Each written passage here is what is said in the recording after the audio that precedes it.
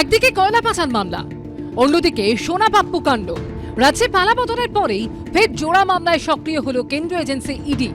কলকাতা পুলিশের deputy commissioner Shantanu Sinha বিশ্বাসের পাশাপাশি বারাবণী থানার প্রাক্তন ওসি মনোরঞ্জন মণ্ডলের খোঁজের জন্য জোড়া চিঠি পাঠানো হলো ইডির তরফে। লুকআউট সার্কুলার জারি করার পর ইডি সূত্রে খবর, এবার কলকাতা পুলিশের ডিসিপি শান্তনু সিনহা বিশ্বাসের খোঁজে নিরাপত্তা অধিকর্তাকে চিঠি পাঠানো হয়েছে। অন্যদিকে কয়লা পাচার মামলা তদন্তে ইডির স্ক্যানারে থাকা বারাবণী থানার প্রাক্তন ওসি মনোরঞ্জন মণ্ডলের সন্ধান চেয়ে চিঠি পাঠানো হয়েছে আসানসোল পুলিশ কমিশনারেটকে। এর আগে বালিগঞ্জে ব্যবসায়ী বিশ্বজিৎ পোদ্দার ওরফে সোনা পাপ্পু মামলার সূত্র ধরে গ্রেফতার করা হয় আর এক প্রভাবশালী ব্যবসায়ী জয় ইস্কামদারকে। তদন্তে নেমে উঠে আসে কেঁচো খুঁড়তে কেউটে। আদালতে ইডির তরফে দাবি করা হয়, নিজের প্রভাব খাটিয়ে জয় ইস্কামদারকে জমি দখলে সাহায্য করতেন কলকাতা পুলিশের ডিসি শান্তনু সিনহা বিশ্বাস। এরপর তাকে জিজ্ঞাসাবাদের জন্য 5 বার ইডি নোটিশ পাঠালেও একবারও হাজিরা দেননি ডিসিপি শান্তনু সিনহা বিশ্বাস। ইডি সূত্রের খবর, ডাইরেক্টর অফ সিকিউরিটি তাকে চিঠি পাঠানো হয়েছে এবং চিঠি পাঠিয়ে শান্তনু সিনহা বিশ্বাস কোথায় রয়েছে এবং তাকে ইডি দপ্তরে পাঠাতে হবে ইনভেস্টিগেশনের জন্য, সেই আবেদন ইডির তরফে করা হয়েছে। এর আগে একাধিকবার শান্তনু সিনহা বিশ্বাসকে নোটিশ পাঠানো হয়েছে। তিনি বারবার ইডি আধিকারিকদের জানিয়েছেন যে তিনি হাই প্রোফাইল সিকিউরিটি অ্যারেঞ্জমেন্টে ব্যস্ত রয়েছেন। পাশাপাশি কয়লা পাচার মামলায় একাধিকবার ইডি তলবে হাজিরা দেননি পুলিশ অফিসার মনোরঞ্জন মণ্ডল। কলকাতায় দায়ের হওয়া কয়লা পাচার মামলার তদন্তে আদালতে জমা দেওয়া রিপোর্টে ইডি দাবি করে, পুলিশ মাফিয়া যোগসাজশেই এ রাজ্যে চলছিল কয়লা পাচারের সিন্ডিকেট। সেখানে কয়লা পাচারের প্রোটেকশন দিয়ে প্রচুর টাকা ঘুষ নিতেন বারাবণী থানার প্রাক্তন ওসি মনোরঞ্জন মণ্ডল। নিজেদের দাবির পক্ষে ব্যাংক অ্যাকাউন্ট নম্বর ও ট্রানস্যাকশন আইডিও উল্লেখ করে ইডি। এবার বারাবণী থানার প্রাক্তন ওসি মনোরঞ্জন মণ্ডলের সন্ধান চেয়ে আসানসোলের পুলিশ কমিশনারকে চিঠি পাঠানো হয়েছে বলে ইডি সূত্রে খবর। প্রকাশ সিনহা ও মনোজ বন্দ্যোপাধ্যায়ের রিপোর্ট, এবিপি আনন্দ। আমরা এতে জিরো টলারেন্সের নীতি নিচ্ছি। পৌর নগর উন্নয়ন সচিবকে নির্দেশ দেওয়া হয়েছে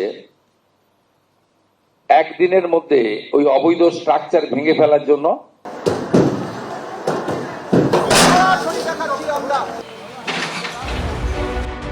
বেআইনি নির্মাণ ভাঙতে প্রশাসনের রুদ্র রূপ।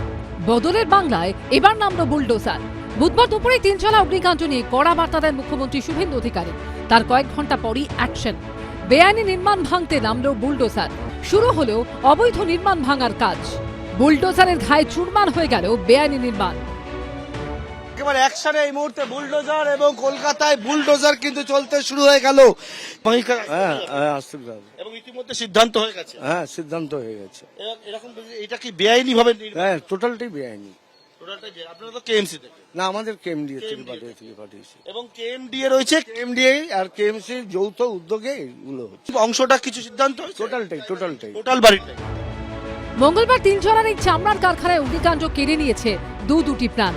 ঝলসে গুরুতর জখম হয়েছেন 3 জন। এই ঘটনায় কারখানার মালিক ও ম্যানেজারকে ইতিমধ্যে গ্রেফতার করেছে পুলিশ। পুলিশ সূত্রে খবর, মঙ্গলবার রাতে তল্লাশি চালিয়ে পাম অ্যাভিনিউয়ের বাড়ি থেকে মালিক জাফর নিশার ও সুপারভাইজার হাম্মাদ শামীমকে গ্রেফতার করা হয়। এরপরই বুধবার দুপুরে সরব হন মুখ্যমন্ত্রী শুভেন্দু অধিকারী। এই ধরনের বেআইনি নির্মাণকে সরকার যে কোনোভাবে রেয়াত করবে না তা একেবারে স্পষ্ট করে তা ভেঙে ফেলার নির্দেশ দেন তিনি। কমিটি রিপোর্টে যা পাওয়া গেছে, এটা আমাদের রাজ্যে বা কলকাতার ক্ষেত্রে একটি অশনি সংকেত। ওই অবৈধ ওয়ার্কশপ বা কারখানায় কোনো বিল্ডিং প্ল্যান নেই। The basic norms of fire এবং ইলেকট্রিসিটি সেগুলো ওখানে ছিল না। যত এই ধরনের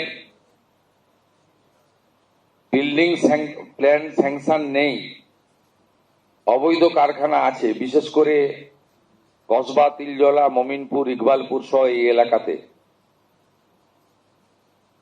ইমিডিয়েটলি একটি ইন্টারনাল অডিট করে যাদের বিল্ডিং প্ল্যান স্যাংশন নেই তাদের ইলেকট্রিসিটি ডিসকানেক্ট করার জন্য পৌর নগর উন্নয়ন সচিবকে নির্দেশ দেওয়া হয়েছে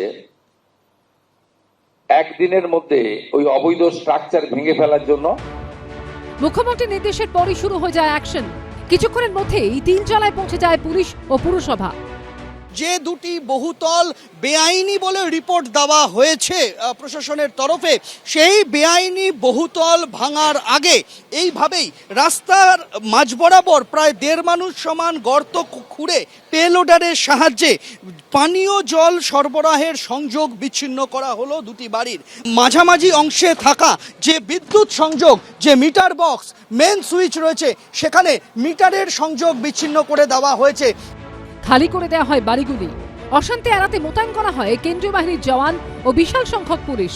ঘিরে ফেলা হয় গোটা এলাকা। অগ্নিকাণ্ডের ঘটনায় কলকাতার পুলিশ কমিশনার, পুর কমিশনার, দমকল সচিব এবং ক্ষুদ্র মাঝারি শিল্পের সচিবকে নিয়ে কমিটি তৈরি করে দেয় মুখ্যমন্ত্রী শুভেন্দু অধিকারী। পুলিশ সূত্রে খবর, অগ্নিকাণ্ডের ঘটনায় ধৃতদের বিরুদ্ধে অনিচ্ছাকৃত খুনের মামলা রুজু হয়েছে। সন্দীপ সরকার, পার্থপ্রতিম ঘোষ ও হিন্দলদের রিপোর্ট, এবিপি আনন্দ, কলকাতা। এবিপি আনন্দ, এগিয়ে থাকে, এগিয়ে রাখে।